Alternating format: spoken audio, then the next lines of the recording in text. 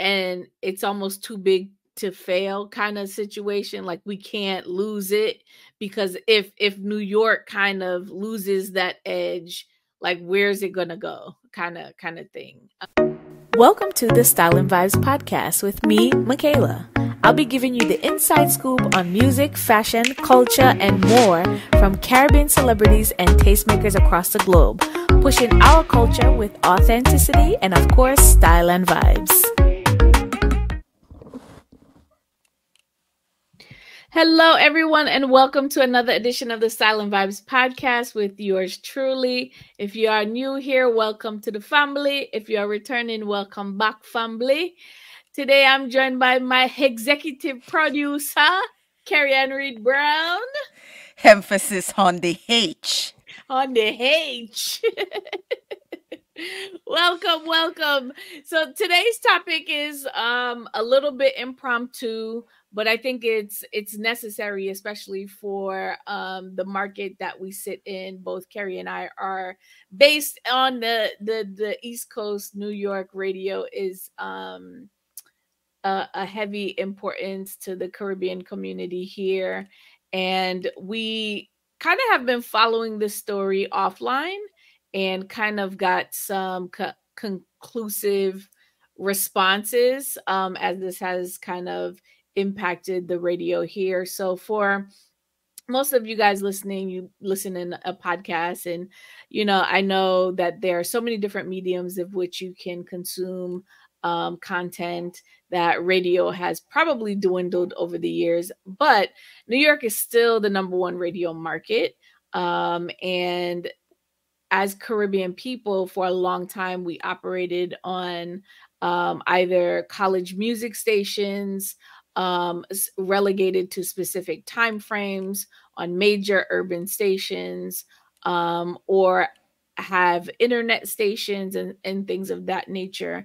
But an independent radio station called WVIP was one, or 93.5 was one that a lot of Caribbean programming would happen. And there were a few major media companies that would buy space on WVIP that took up a big block of most of the day and evening and weekend that Caribbean people here would tune into. So it was kind of announced that the owner, who had passed away, and his family took over in terms of managing the station. So there were some rumblings around the idea of whether it would be sold, how they were going to progress. And, the station has been such a cornerstone of the community for such a long time that it was kind of up in the air. One of those media programmers is Irie Jam Radio, friends of the show. We have supported their endeavors here on the podcast and throughout, my career. But they had a lot of different programming, and it recently came out in the Jamaica Gleaner, that they actually pitched to buy the station and were turned down by another media programming company that was completely different than what people were used to hearing on that station. So we're no strangers to stations changing. It's kind of like a market thing that happens all the time. But I think why this is significant to our market is because of the amount of space that we took up on that station. And being on the other stations, those times have significantly dwindled. We've seen articles about how, reggae and dancehall is being played less on crossover radio, as well as even on the mainstream stations, and the impact of that. So now losing the programming that was kind of dedicated to a audience that primarily consumes radio content. So it's not just music, it's talk radio, as well as getting information about different programs that might impact the community, like buying housing and legal issues and stuff like that. I think it's impact to the community. So I definitely wanted to talk about this. And Carrie is also no stranger to everything that I'm kind of sharing here today. But was this surprising to you? What were your thoughts after initially um, reading the news? All right, before I answer, one correction to what you said. You said their offer was turned down by another media company. The family turned down the offer and took the competing offer, which is from this other media brand. So I want to make that clear. Yes. Yes. Thank you. Thank you. Yes. It was surprising. I think it's one of those things where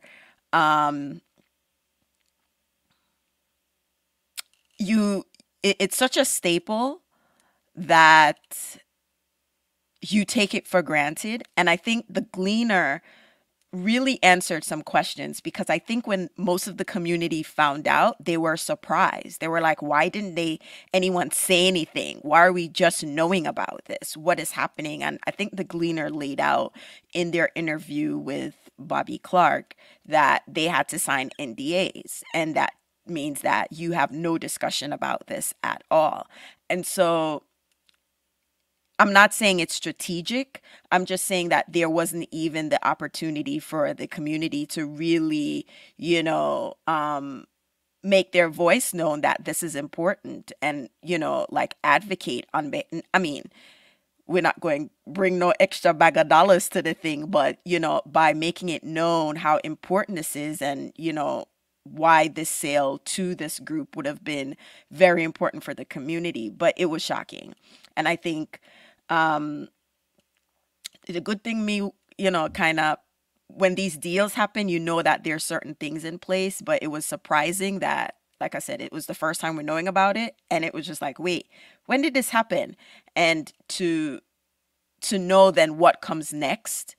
And then even the conversation about ownership comes up, right? So this triggered, or maybe re-triggered, conversations about ownership, conversations about legacy, conversation about whether we a big seat at a table or we build our own table, and conversations about what happens to culture and a preservation or a place for people to enjoy culture or consume culture in a way that we can't on other radio stations. So those are my thoughts. Very not doom and gloom, but more very methodical. As you know, I process these things. I think what was really interesting about what kind of transpired in the article is to your point, the community didn't really get to rally behind the idea of a Caribbean owned and operated radio station. And there are a handful of independently owned operated stations where there are others who are being purchased in like a network of a system, right? So media houses can buy up radio stations and television stations and own the ones in the local markets. And then there are a few that are independent. Here in New York, Hot 97 and WBLS are sister stations, and they're independently owned. And those are the hip hop and R&B stations that we do have. The others are kind of programmed to be specific to the market, but they are not independently owned. I think, does this really bring to the forefront the idea that probably across the US, we don't really own any of those spaces, yet this is a market of interest? How does that truly impact us not owning the stations? How does that impact the music, especially with music being consumed so much digitally? When you said, let me just want to clarify something. When you say impact us or across the nation, are you thinking like Black media generally, or are you thinking just Caribbean media? Caribbean media. Okay. Well, radio is very important, and we talk about this a lot. So now our conversations offline in group chat is coming on the podcast. And so when we think about learning about new music, learning about new artists, the radio plays such an important role, right? So, like, for instance, yesterday I was telling a friend about some new song that I learned by listening to the radio. They're like, "You still listen to the radio?" I said, "Yes." When we go into the car, we're intentional about listening to the radio, because when we're not in the car, we're listening to playlists, and we're stuck in the playlist that brings nostalgia or whatever vibe. Very rarely my playlist is going to go to new music. It's going to go to whatever I'm in the mood for. And it's most often what I'm familiar with. And that's most people. So the growth of our culture and the learning about new artists, radio played a huge deal in that, and it still plays a huge, because then we trust these on-air DJs or to give us a mix or introduce us in a variety of ways, new contents, right, or new artists. And without that, then we start seeing people wishing for artists who, you know, maybe it's good to see them in a throwback show, but they're not the artists of the now, right? I now have to look at what my kids are listening to, and if their first choice isn't or Caribbean music, right? It may be a hybrid of other genres, kind of using elements of our music, but it's not. And the thing about radio too is that radio's going to play a cleaner version of these songs, right? Versus when they're trying to listen to whatever, platform, Apple, Spotify, they're not necessarily looking for the little E, the one without the E next to it. So I think radio plays a very critical part in that, where they're able to serve us or introduce us to new artists. And if the kids are in the car, I know the music is going to be airplay ready, and I don't have to worry about certain content in it. In terms of and so the other part of it was, with this void, it's going to be difficult, because I want to make it clear to the audience, radio don't go away. There are other places where people are probably, they're probably buying airtime, but without radio call numbers that you barely recognize, it's almost like out of sight, out of mind. Like, which station them upon, it doesn't, it's not familiar. So you're not going to go into the car and turn it to 93 point. You're not going to do that, because you're like, I don't know what they're on. So you're just going to go to whatever the popular familiar platform is. Maybe that's a Hot 97, WBLS, or Power 105. Like, I could reel those off. I cannot tell you any other Caribbean or station that maybe have Caribbean content, and that is the problem. Discoverability of those stations become increasingly hard. For sure. And I think you also touched on a point about the idea that, radio's kind of taken for granted. I think the understanding around consumption has skewed the idea that radio no longer has the same significance that it does. But if this were the case, then advertisers would not be spending the way that they spend in radio and television. It might be a little bit more fragmented and they're spending less, but there's still a market for radio and the importance. Additionally, with playlists, a lot of times people are creating them themselves based off of their own preference. And the idea of DJs that do radio, it's their job to kind of sift through new music, not just for radio, but for their everyday occupation.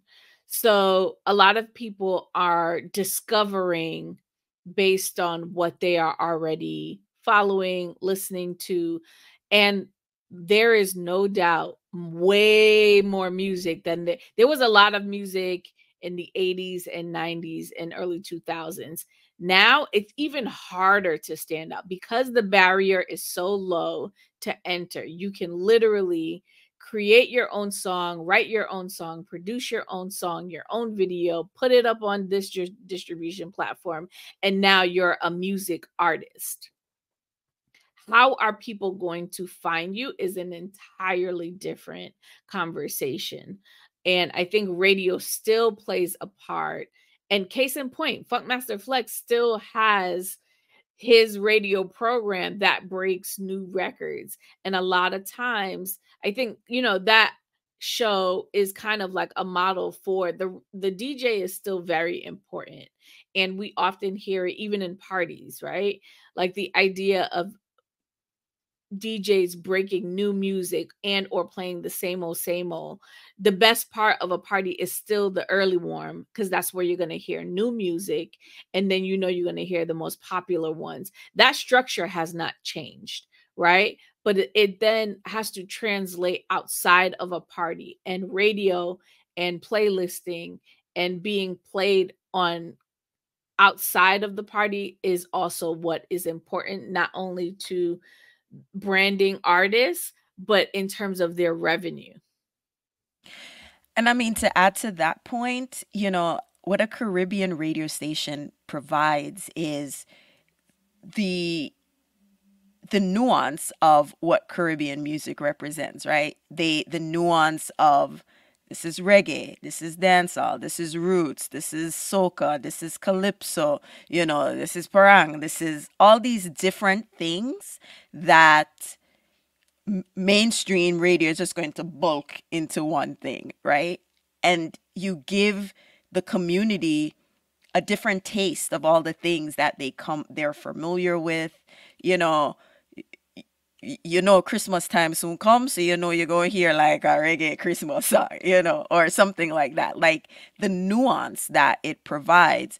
And we can speak this because we are operating in a different space for media, as we are focused in the podcast space and we're creating this nuance. But people, it's, the point that you made is we take radio for granted, which is why I said to my friend, I have to be intentional when I go in the car that I'm listening to the radio and I'm not listening to something. And I think what happens is, as a community, myself included, because we all do this, we take for granted that Michaela's going to have style and vibes. Carrie Ann is going to have Carry On Friends. Irie Jam's going to be there. Like, it's not, because at the end of the day, you're running a business and the business needs to survive.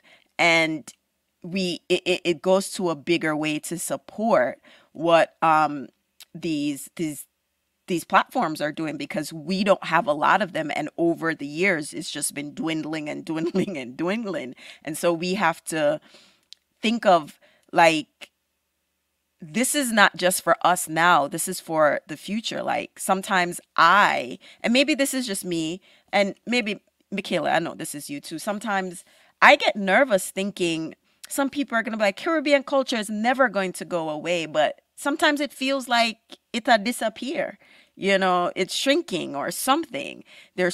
I may not be able to find the right words to articulate it, but sometimes it feels that way because of all the threats and the things that are consuming the thing that makes it distinct, the thing that makes it different in energy, vibe, and people. And it may not be that it's going away. We're just seeing it less and less, or hearing it less and less. And we as listeners, community members, have to be an active participant in that. One of the interviews that I listened to is this podcast, How I Built This. There are 2 episodes that people should listen to. The one with Bob Johnson for BET, and I can't remember her name. Is it Sheila? Radio One. Radio One. Mm-hmm. Oh my goodness, that was crazy when she talked about her son living in the radio station. But those are really important ones to listen to on How I Built This, because they really show you all that they did to create a platform for the community. Of course, Bob Johnson sold his shares in BET, but I think you really need to kind of listen to even going further into this, right? Listen to some of the plays that these business people have to make in order to move on to the next thing that is going to be important for our community. So I just wanted to share that. Those are really good episodes to listen to. And I think that that's a good way to segue into the idea of value, right? Because quite often we as a community perceptually don't think that there is enough value. And the reality of it is as the article states, um, Irie Jam went to them with let me get the number 13 13 million. No. million, $13 million to purchase the and and the and and station. and for journalistical purposes, let's clarify the group. Irie Jam with a Irie group of Jam Group. investors. Yes, Yes, yes, yes, yes. We want to be yes, clear. yes. The Irie Jam Group. Investment The group. investment group. Yes. Yes. They are, that was probably what they initially started with on the table, right? Negotiations are negotiations. The station then turned around and sold it to a competitive media company for more than that. So essentially, from a negotiation purpose, they had the value rooted in the Caribbean diaspora, which wasn't the only programming on that station, but it was the bulk of it. And use that to kind of probably, and this is me speculating how the negotiations turn out, but we see it all the time. We can speculate, all right? We We are can business speculate. professional. We We are, know how yes, it we know goes, right? we know You how the don't thing go. you don't go to the table with your best and final offer, right? Right, right. And it doesn't, I mean, we're speculating and all of that. We don't know if this initial offer was their best and final offer, or whether they were given an opportunity for a counter offer to the company that just bought it. That part. Yeah, so we don't know any of that, but it feels like they were just, out of courtesy, tell me what you want to sell it for, buy it for. All right. Yeah. It was maybe used, like you said, used as a gauge to get a better offer without going back to the original group to see, all Because right, they can probably you don't know. match this? Yeah. Yeah. Yeah, they probably don't know the true valuation. So, in essence, by saying, "Okay, if I sell it to you, what would you sell it to me? What would you buy it at?" And then they can turn around and negotiate a higher price with another um, investor. And but then again, to your point, it's unclear if they had the opportunity to counter. But we've also seen this play out with the purchase of with the BET. initial sell-off potential of BET from Viacom. They had 3 suitors who were willing to pay, different prices for it, and then all of a sudden it comes off the table. And my thing is they probably didn't know what they were selling, and then they kind of realized it, and they were like, whoa, whoa, whoa, we shouldn't be selling this, because based on the valuation we could probably get more for it down the line. Or they really just don't want us to own our own shit. I mean, sorry for the profanity, but that's the other conversation that we also need to have, is the ownership piece. So it also comes down to the idea of value and ownership, and the blockages that we hear people talking about, they're real, right? They're not imaginary to and if this is happening to big people with big money and you hear it, imagine like the smaller, even smaller local media, independent. Like, again, I said to Carrie in the conversation, I'm like, there's black media, and then there's Caribbean media, there's Afro Latino media, there's the Latin market as a whole, and then all of the sub markets for those. And it's just like, people are of color are fighting for the all of people of color are fighting for the scraps of investment. Meanwhile, this overvalued media organization that hasn't even been vetted gets the opportunity to be VC funded without backative, with no sort of experience, not once, but sometimes twice. Case in point, the second Fire Festival. who in their right mind said that this was a good investment the second time? But you know what happened? It sold out. The people that buy out the tickets before the festival even launch. And we talked about that on the podcast. And that was a mess. I don't have any words for it. I mean, I think what we'd like the audience to know is that the audience, they play a critical part in the consumption of Black media, Black owned programming, specifically programming by Black owned media, and that is critical to the growth, right? So one thing the article said was, and I quote, if I pull it up, which was encouraging, right? Because the other thing I found that in the last couple episodes, maybe in the last year or so, I've been having a lot of conversations about Caribbean media and entertainment. The one with White Yachty about like, okay, why are we not seeing other Caribbean content? You know, and this is a precursor to the real conversation we should be having, right? So we started with Harlem, about strong characters around Caribbean heritage or maybe storylines. And yeah, we're seeing a little bit more than that. But in the article in the Gleaner, it kind of quoted, saying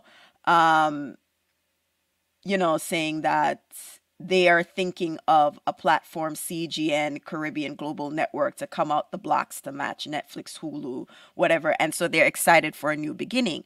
And I think what we've seen as a trend, right? And we talked about this when the bank had a particular bank had a meltdown earlier this year, and everyone was wondering, oh my goodness, how is this impacting the VC community?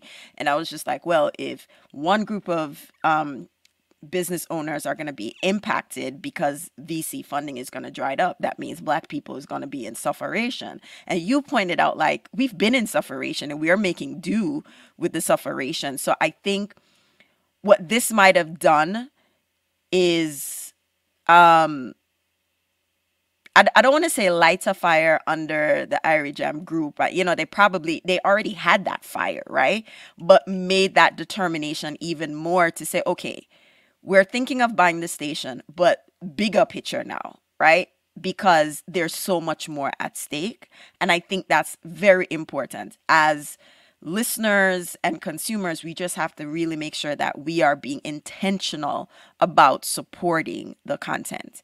And I say intentional because if we're not, we're just going to let the algorithms and everything else feed things to us. And we have to make sure that we are being intentional about, what we consume. Like Michaela, like I went out of state in the summer, and for the whole weekend I was consuming Miss Pat McKay on the weekend. You were just like, it's like, wait, I don't have Sirius, but I mean, I'm gonna keep it on this, so this station gets all my streams. Like, Pat McKay been on Sirius for years. Yeah, I'm like, yeah. It stays on here, even if it's like, it stays on here. Mm-hmm. So you know what I mean? It's really being intentional because that counts.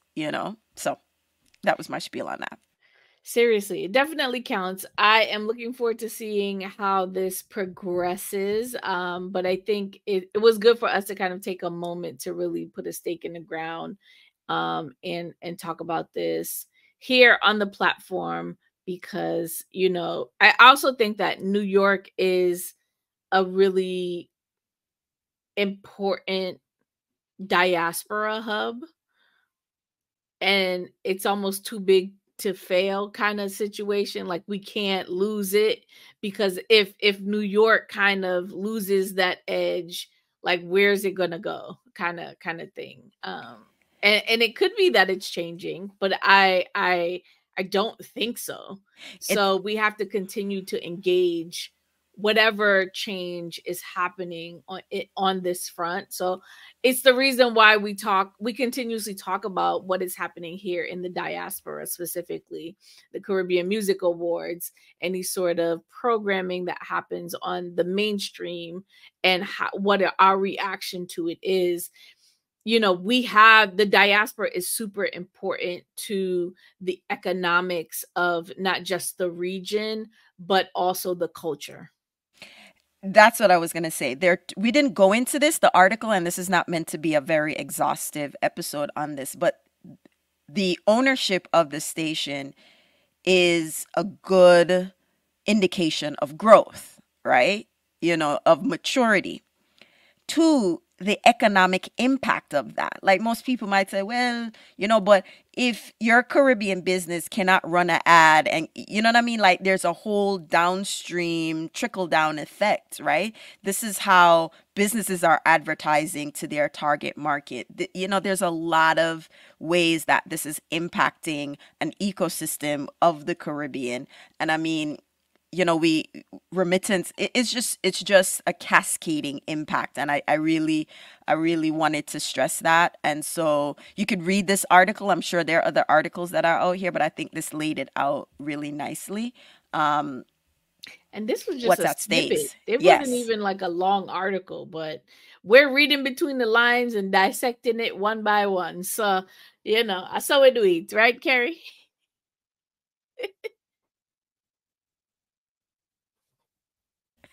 Yep, I'm on mute. You did dip on mute. Is that right? Is that right? Well, thank you so much, Carrie, for this conversation. It was always a pleasure. Again, like you said, just taking the group chat and put it in the podcast, because we talk like this all the time. All the time. All of the time. So until next time, later, my peeps. Bye. Thanks for listening to the latest episode of the Style and Vibes podcast. If you like what you hear, and I know you do, share it with your friends and family. If you want more, make sure you visit styleandvibes.com and follow us on our social channels, Twitter and Instagram @Style and Vibes. Until next time, later, my peeps.